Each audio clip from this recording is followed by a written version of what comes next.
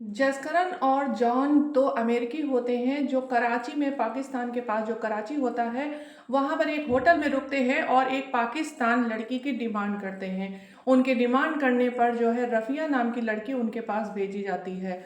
उसके बाद में उसका क्या हाल होता है और वो लोग जो है अमेरिकी लोग उसके साथ क्या-क्या करते हैं, इस पूरी कहानी में हम आपको बताएँगे। मेरे चैनल को लाइक और सब्सक्राइब कर दीजिएगा और ज़्यादा से ज़्यादा शेयर करिएगा। जो ये कहानी है जसकरण और जॉन की, जो 2 अमेरिकी होते हैं और बहुत लंबे-चौड़े, हट्टे-कट्टे होते हैं। वो कराची के पास में एक होटल में जाते हैं और वहाँ पर अपने लिए एक कमरा बुक करते हैं। वो लमसम एक इस तरफ के होते हैं कि वो अपने अमेरिका का बिज़नेस जो है इंडिया में और हर जगह फैलाने के लिए वो विज़िट करने आते हैं, हर जगह अपने जो प्रोडक्ट का है प्रचार करते हैं, ऑर्डर लेते हैं। तो इस वजह से वो 15 से 20 दिन अपने घर से बाहर निकल चुके होते हैं और हर जगह वो विजिट कर रहे होते हैं। उसी तरह से एक जगह पहुंचते हैं पाकिस्तान, पाकिस्तान में कराची के पास में, वहाँ भी वो अपने बिजनेस का प्रचार करते हैं और उसके बाद में रात में एक होटल में रुकते हैं। रात में होटल में रुकने के बाद में वहाँ जब कराची में विजिट कर रहे होते हैं तो उन पाकिस्तानी लड़कियों को देखकर जॉन और जसकरण का मन डोलने लगता है और वो सोच लेते हैं कि किसी होटल में रुक कर कम से कम पाकिस्तानी लड़की का मजा लिया जाए। इसी तरह से वो एक होटल में जब रुकते हैं तो होटल से जो नौकर आता है उससे कहते हैं कि हमारी दारू पीने की हर चीज़ की व्यवस्था कर दो और जो है हमारे लिए यहाँ क्या कुछ और व्यवस्था हो जाएगी कि नहीं। तो वहाँ पे जो नौकर होता है दीपक, वो कहता है कि साहब किस तरह की आपको व्यवस्था चाहिए, हम हर तरह की व्यवस्था यहाँ कर देंगे। तो वो कहता है कि हमें जो है एक लड़की की चाहिए, जो लड़की पाकिस्तानी होनी चाहिए और बहुत ही ज़्यादा खूबसूरत होनी चाहिए और दुबली पतली होनी चाहिए। दीपक ने जब उन दोनों को देखा था, वो बहुत लंबे चौड़े और बहुत हट्टे-कट्टे थे। अमेरिकन का नाम तो मशहूर वैसे भी होता है, लेकिन दीपक जो है कहता है कि ठीक है साहब, हम ऐसी लड़की की व्यवस्था कर देंगे, लेकिन जो है इस समय लड़की थोड़ा आने में हिचकिचाएगी, मैं एक बार बात कर लेता हूँ। तो वो जो है रफ़िया से बात करता है फ़ोन पे। 2 अमेरिकी आए हैं और वो जो है डिमांड कर रहे हैं, तो क्या किया जाए। रफ़िया जो होती है वो एक तलाकशुदा होती है, जिसका पति जो है उसे छोड़ चुका होता है, क्योंकि उसके चाल चलन कुछ ठीक नहीं होते हैं। क्योंकि रफ़िया को हर रोज़ जो है पैसे कमाने की और देह व्यापार करने की आदत पड़ चुकी होती है। उसका रिश्ता लमसम 2 से 3 महीने चलता है। उसके बाद में उसके पति को, सलमान को, जो उसके पति का नाम होता है, सलमान को उसकी हरकतों के बारे में पता चल जाता है और वो उसको तलाक देता है। रफ़िया को इन सब बातों का कोई फ़र्क नहीं पड़ता था, क्योंकि उसको लगता था कि शादीशुदा ज़िंदगी में भी क्या होता है, सिर्फ़ पैसा होता है और जो है वहाँ भी रात को पति को सुख देना पड़ता है और जो है सारा घर का काम भी करना पड़ता है। लेकिन जो उसने रास्ता चुना था उसमें वो रास्ता सरल समझती थी। वो कहती थी कि सुख भी दो और उससे पैसे भी कमाओ। इस तरह की सोच वाली जो रफ़िया थी, वो पूरी तरह से अपनी ज़िंदगी को एंजॉय कर रही थी और अपने घर परिवार सबको छोड़ चुकी थी, अकेले रहती थी। बड़े-बड़े जो होटल थे, जो बहुत ही ज़्यादा 5 स्टार होटल थे, जहाँ पे लोग आते थे, बड़े-बड़े घर के आदमी, और रात को जब सर्विस मांगते थे तो जो है होटलों के जो नौकर थे उनसे उसने संपर्क कर रखा था और उनको जो है जब वो देते थे, लड़की उसको, रफ़िया को बुलाते थे, उसके बाद में रफ़िया उनको अच्छी खासी टिप देती थी और जो है उनको अपनी ओर आकर्षित कर लेती थी। इस वजह से जब भी कभी होटल में डिमांड आती थी कुछ अच्छे पैसों की, तो वहाँ से जो नौकर होते थे, जो वेटर होते थे, वो रफ़िया को ही फ़ोन करते थे। ऐसा ही हुआ, दीपक ने भी रफ़िया को ही फ़ोन किया। रफ़िया जब सुनती है कि ये 2 अमेरिकी हैं और वो रात भर के लिए उसे बुक करना चाहते हैं, तो रफ़िया पहले सुनकर मना कर देती है, क्योंकि अमेरिकी जो हैं बहुत ज़्यादा सेक्सफुल वाले होते हैं और वो उनको शायद बर्दाश्त नहीं कर पाएगी।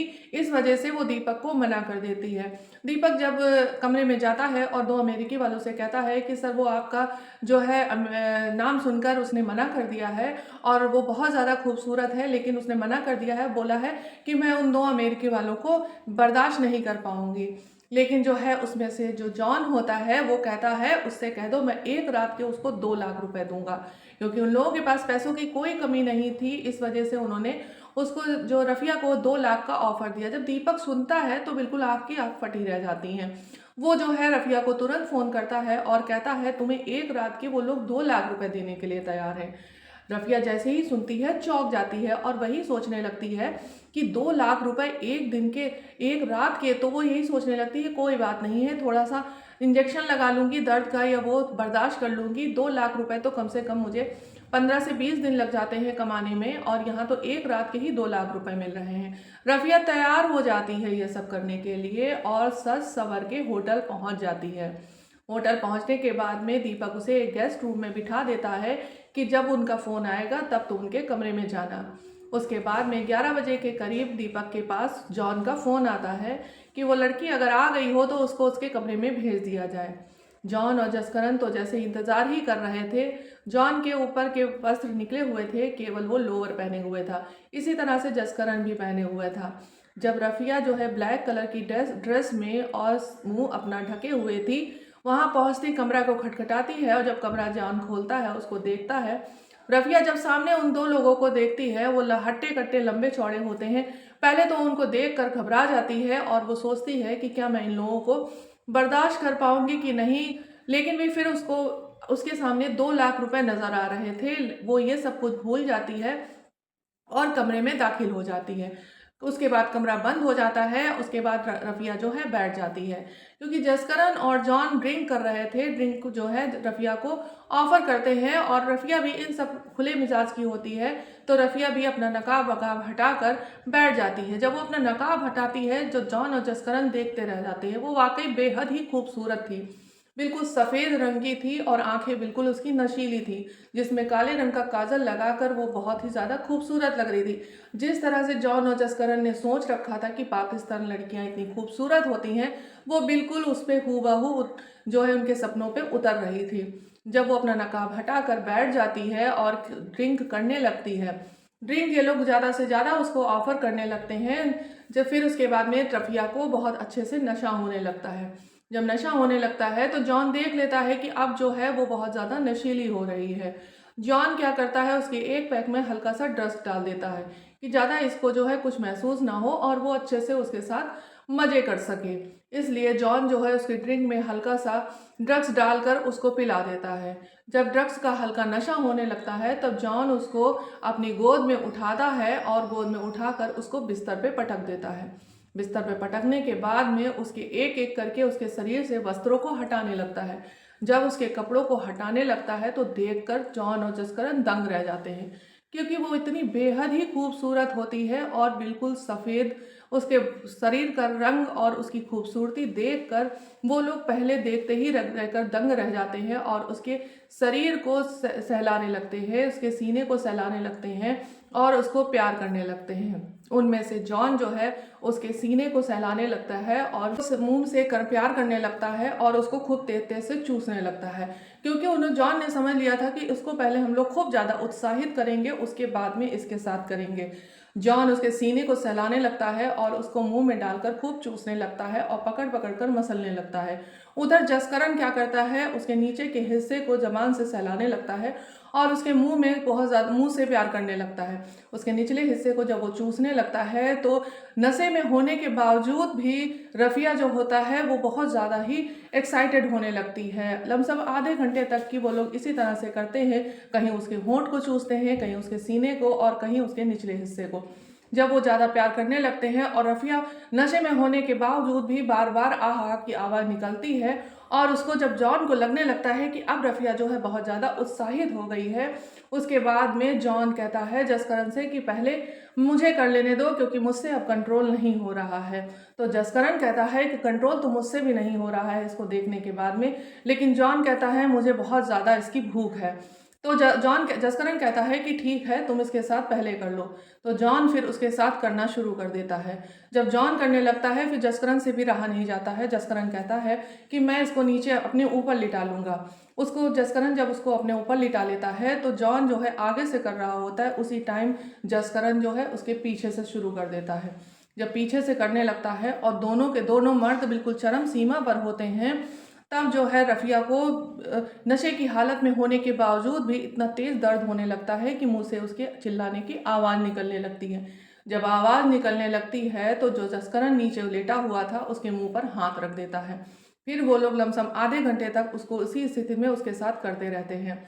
उसके बाद में जब उसकी तेज़ आवाज़ निकलने लगती है तो जसकरण उसके नीचे से हट जाता है और जॉन उसके साथ करता रहता है। लेकिन जसकरण भी शांत नहीं हो रहा होता है, तो क्या करता है, जब वो ज़्यादा चिल्ला रही होती है तो अपना गुप्तांग को उसके मुंह में डाल देता है। जब मुंह में डाल देता है तो वो मुंह से करने लगती है और उसकी आवाज़ भी बंद हो जाती है। जॉन इतनी हद तक करता है, लमसम 1 घंटा करने के बाद करता रहता है। उसके बाद में उसकी जो है रफ़िया की हालत बिगड़ने लगती है। हालत बिगड़ने लगती है तो जसकरण जल्दी से मुंह से हटा देता है और जॉन से कहता है इसकी कुछ सांस अटक रही है। उसके बाद में जो है जॉन कहता है कि कुछ नहीं, सांस अटक रही है, ये ठीक है। लेकिन वो बंद नहीं करता है, वो करता ही रहता है। उसके बाद में रफ़िया जो है हल्का हल्का से बेहोश होने लगती है। 1 से 2 घंटे उसी स्थिति में हो जाते हैं, वो बराबर करते रहते हैं, तो उसकी हालत ख़राब होने लगती है, वो बेहोश हल्का हल्का होने लगती है। तो उसके बाद में जसकरण कहता है जल्दी से हट जाओ, क्योंकि हम लोग इतनी दूर से आए हैं और बिजनेस के पर्पज़ से आए हैं, तो हमको किसी लफड़े में नहीं फंसना है। तो इस तरह से करो जो है, जो कोई भी बवाल ना हो। जॉन हट जाता है और उसके बाद में कहता है कुछ नहीं, ये हल्का सा बेहोश हुई है। उसके बाद में जॉन जो है कि जसकरण कहता है जॉन से कि तुमने तो पूरे मज़े लेने की कोशिश करी है, लेकिन मुझे तो कुछ भी अभी नहीं मिला है और ये पहले ही बेहोश होने लगी है। अब सारा जो डिमांड का पैसा होगा वो तुम ही दोगे। लेकिन जॉन जब ये सुनता है तो कहता है नहीं, अभी ये होश में आ जाएगी, और पानी लेकर आता है और उसके मुंह पे छिड़क देता है। जब उसके मुंह पे पानी लेकर छिड़क देता है और उसको हल्का हल्का होश आने लगता है। होश आने के बाद में जॉन क्या करता है, हल्का सा ड्रग्स डाल के उसको ग्लास में ड्रिंक के साथ में उसको फिर से ज़बरदस्ती पिला देता है। जब ज़बरदस्ती पिला देता है तो फिर से उसको नशा होने लगता है और वो दर्द को भूल जाती है। उसके बाद में जॉन जो है जसकरण से कहता है कि ठीक है, अब तुम मज़े ले लो थोड़ी देर। उसके बाद में जॉन जसकरण भी उसी तरह से हैवानियत से जुड़ जाता है, कहीं उसके सीने को पकड़ता है और उसको तेज तेज से करने लगता है। उसके बाद में जॉन जो है ये सब बैठकर कुर्सी पर बैठकर ड्रिंक करने लगता है और ज़्यादा अपने गुप्तांग को सहलाता रहता है। उसके बाद में जॉन जो है लमसम जसकरण 1 घंटा उसके करने के बाद कर लेता है। उसके बाद वो बिल्कुल ही बेहोश होने लगती है, बिल्कुल उसको होश नहीं रहता है। तब जॉन कहता है कि लगता है यह पूरी तरह से बेहोश हो गई है या सो गई है। तो जसकरण कहता है इसको चेक करो। फिर उसके बाद में 5 से 10 मिनट तक उसको ऐसे ही छोड़ देते हैं और पानी छिड़कते हैं। 5 मिनट के बाद में उसको जो है रफ़िया को होश आने लगता है, होश आता है तो वो वॉशरूम जाने लगती है। वॉशरूम जाती है और उसके बाद में आती है, अपने घुटने के बल बैठ जाती है और कहती है मुझे बहुत ज़्यादा दर्द हो रहा है, मुझे बहुत ज़्यादा तकलीफ़ हो रही है, अब मैं ये सब नहीं बर्दाश्त कर पाऊँगी।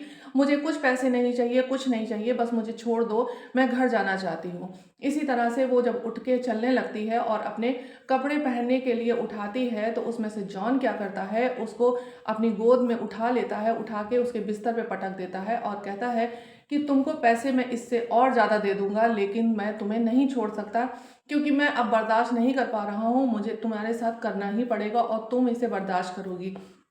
इसी तरह से रफ़िया को वो घोड़ी बना देता है ज़बरदस्ती, और घोड़ी बनाने के बाद में उसके साथ पीछे से करना शुरू कर देता है। जब पीछे से करना शुरू कर देता है तो रफ़िया तेज तेज से चिल्लाने लगती है। उसी तरह से जो है जॉन जो है उसके मुंह पे हाथ रख देता है और उसके साथ चरम सीमा तक करना शुरू कर देता है। उसके बाद जसकरण जब इसको इस तरह से करता हुआ देखता है तो उसका भी मन करने लगता है, तो वो जॉन को हटाता है और खुद भी शुरू हो जाता है। ये गंदा खेल लमसम 1 से 2 घंटे तक रहता है। 11 बजे से शुरू होकर लमसम समझ लीजिए 3 से 4 बज चुका था। इसी स्थिति में वो 3 से 4 बजे तक इन लोगों को झेलती रहती है, कैसे भी बर्दाश्त करती रहती है। उसके बाद में उसको सीधा करके पटक कर और उसके बाद में उसको आगे से करना शुरू कर देते हैं। लेकिन ये लोग शांत होने का नाम नहीं ले। जब जसकरण को लगने लगता है कि ये पूरी तरह से अब हिल डुल नहीं रही है और बेहोश हो गई है, तो जो है जॉन को जल्दी से हटाता है और कहता है कि देखो पहले इसकी हालत देखो, क्या है, ये हिल नहीं रही, डुल नहीं रही है, इसका क्या हो गया है इसको। तो वो कहता है कुछ नहीं हुआ है, ये देखो इसकी सांस भी चल रही है, इसकी गर्म गर्म हवा भी आ रही है और कुछ नहीं हुआ है। और उसके बाद में उसको होंठों को चूसने लगता है और उसको होंठों से मुंह से फूंकने लगता है। जब मुंह से वो सांस देने लगता है तो एकदम से जो है रफ़िया जो है सांस खींचती है। जब सांस खींचती है तो जो है जसकरण से कहता है जॉन की देखो इसके सांस भी आ रही है और ये ठीक है, ये सिर्फ हम लोगों को बर्दाश्त नहीं कर पा रही है, इस वजह से बार बार बेहोश होने का नाटक कर रही है, लेकिन हम लोगों ने इसे इतना सारा पैसा दिया है, मैं इसे इस तरह से नहीं छोड़ सकता। वो रफ़िया के कान में कहता है मैं तुम्हें 50,000 और दूंगा, लेकिन मैं 1 से 2 घंटे तक अभी तुम्हारे साथ और करूंगा। रफ़िया धीरे से अपने हाथ उठाती है और हाथ जोड़ती है और एकदम से हाथ ढीले कर देती है। तो जसकरण कहता है कि इसको अब छोड़ दो, नहीं तो कुछ बवाल में फंस जाओगे, ये जो है अब नहीं झेल पाएगी हम लोगों को। लेकिन जॉन शांत नहीं हो रहा था, जॉन बराबर उसके साथ करता रहता है। इसी तरह से 1 घंटे करने के बाद करीब 5 बज गए थे। 5 बजने के बाद में जब जॉन उसको हटता है, तब वो देखता है कि उसके शरीर में बिल्कुल हलचल नहीं हो रही होती है। जसकरण कहता है लगता है इसकी हालत ज़्यादा बिगड़ गई है, ज़्यादा खराब हो गई है, अब इसको देखो। जब वो लोग देखते हैं तो उसके शरीर में हलचल नहीं हो रही। अब वो लोग घबरा जाते हैं। 5 से सवा 5 बजे के करीब अपना बैग पैक करते हैं, घबराहट के मारे जल्दी जल्दी कपड़े पहनते हैं और होटल का कमरा बंद करके नीचे पहुंच जाते हैं। जब नीचे पहुंचते हैं, वहां पर शिफ्ट चेंज हो चुकी होती है, क्योंकि दीपक अपनी शिफ्ट खत्म करके जा चुका होता है। वहां पे दूसरा जो है एक नौकर बैठा होता है। वो कहता है कि सर आप लोग तो जो है कल छोड़ने वाले थे, शाम को करीब कमरा छोड़ने वाले थे। तो वो कहते नहीं, घर से हमारा फोन आ गया है और अब हमको तुरंत ही निकलना है, तो इसलिए हम अभी चेकआउट करने जा रहे हैं, चेकआउट करना चाहते हैं। क्योंकि जो दूसरा नौकर बैठा था, जो इसकी शिफ्ट चेंज हुई थी, उसे तो कुछ भी पता नहीं था कि वहाँ कमरे में क्या हो रहा है, लड़की है या क्या है। वो तो जो है उनको चेकआउट करवा देता है, क्योंकि जब वो लोग साइन करते हैं उसमें सारी उनकी आईडी होती है, सब कुछ होती है। वो वहाँ से भाग लेते हैं, भाग कर निकल जाते हैं। सुबह का वक्त आता है जब फिर से 8 बजे के करीब, 9 बजे के करीब दीपक अपनी शिफ्ट पे आता है और वो जो है कमरे की, जब वो देखता है कि ये लोग अमेरिकन चेकआउट कर चुके हैं, तो वो सोचता है कि रफिया भी चली गई होगी अपने घर। उसके बाद में वो जो है कमरे की चाबी एक जो है स्वीपर को देता है और कहता है जाओ कमरे की क्लीनिंग कर दो जाके। वो कमरा जो है अब खाली हो चुका है। जब स्वीपर क्लीनिंग करने के लिए जाता है तो वहां देख कर दंग रह जाता है, क्योंकि बिस्तर पर रफिया पड़ी होती है और बिल्कुल नग्न अवस्था में पड़ी होती है। उसके शरीर पे एक भी कपड़े नहीं होते हैं और वो चिल्ला कर नीचे आ जाता है दीपक के पास। जब दीपक के पास पहुंचता है तो दीपक से कहता है वहाँ कमरे में एक लड़की जो है बिना वस्त्र के पड़ी हुई है और बिल्कुल बदहवाल है। तो वो दीपक तो सब जानता ही था, दौड़ के जाता है तो रफिया को देखता है। जब रफिया को देखता है तो वो समझ जाता है कि उन अमेरिकन ने लगता है इसकी जान ही ले ली है। उसके बाद में तुरंत पुलिस थाना शुरू हो जाता है। जब पुलिस थाना शुरू हो जाता है तो सारी कहानियां सामने निकल कर आने लगती हैं और वहाँ पे उसके फ़ोन की छानबीन होने लगती है और जो रफिया की बॉडी है उसको पुलिस अपनी कस्टडी में ले लेती है। उसके बाद में उसका पोस्टमार्टम किया जाता है। पोस्टमार्टम में पता चलता है कि बहुत ही हैवानियत तरीके से इसे सेक्स किया गया है, इस वजह से इसकी मृत्यु हो गई है। यहाँ तक कि उसके मरने के बाद भी उसके साथ 1 घंटे तक की लमसम जो है दुष्कर्म किया गया था। ये जब पोस्टमार्टम की रिपोर्ट में सामने आता है, उसके बाद उसकी छानबीन शुरू होती है, सीसीटीवी कैमरे ले जाते हैं और उसमें पता चलता है कि रफिया लमसम 11 बजे के करीब आई थी और उसको जब दीपक के साथ देखा जाता है तो दीपक से कड़ाई से पूछताछ की जाती है। तो जब दीपक से कड़ी से पूछताछ की जाती है तो दीपक सारी बात कह देता है। 2 अमेरिकन आए थे और वो लड़की डिमांड कर रहे थे। जो रफिया होती है वो जो है कॉल गर्ल थी, इस वजह से हम लोग अक्सर उसको जो है फ़ोन कर देते थे और वो आकर उन लोगों को जो वहाँ पे रुकते थे उनको खुश करती थी। इसी तरह से जो है उन अमेरिकन की खोज होने लगती है हर जगह, पुलिस थाने, और वहाँ उनकी फ़ोटो और जो है डिटेल जो है पहुंचा दी जाती है। जब वहाँ पहुंचा दी जाता है, एक दिन लमसम 15 दिन की छानबीन के बाद ही 15वें दिन जो है वो अमेरिकन दोनों पकड़ लिए जाते हैं। उसके बाद में उन्हें थाने लाया जाता है। थाने लाने के बाद में उनके साथ कड़ाई से पूछताछ करी जाती है। पूरा कड़ाई से पूछताछ करने के बाद में वो अपना सारा गुनाह कबूल कर लेते हैं और वो कहते हैं कि वो इतना ज़्यादा उत्साहित हो गए थे, इस वजह से वो समझ ही नहीं पाए और उसकी मौत हो जाती है, क्योंकि ड्रग्स देने की वजह से उसकी मौत हो गई थी। इस वजह से वो लोग जो है वो घबरा जाते हैं और वहाँ से भाग जाते हैं। वो दोनों जेल पहुँच जाते हैं और जो है उनके ऊपर केस चलना शुरू हो जाता है। रफिया जो अकेले रहती थी वो जब जो है पैसे की लालच में आकर अपना देह व्यापार करती थी, लेकिन जब वो कमरे में गई थी और रफिया ने जब देखा था उन दोनों अमेरिकी को, और वो सोच चुकी थी कि शायद मैं इन्हें बर्दाश्त नहीं कर पाऊंगी, लेकिन उसे उसी समय वापस आ जाना था। लेकिन उसे तो 2 लाख रुपए दिख रहे थे। 2 लाख रुपए के चक्कर में वो अपनी जान से हाथ धो बैठती है। इसी तरह की कहानी सुनने आप हमारे चैनल को सब्सक्राइब कर दीजिएगा। इस कहानी का उद्देश्य किसी को आघात पहुंचाना नहीं था, सिर्फ मनोरंजन के लिए कहानी सुनाई। लाइक कर दीजिएगा और मिलते हैं नई कहानी के साथ। नमस्कार।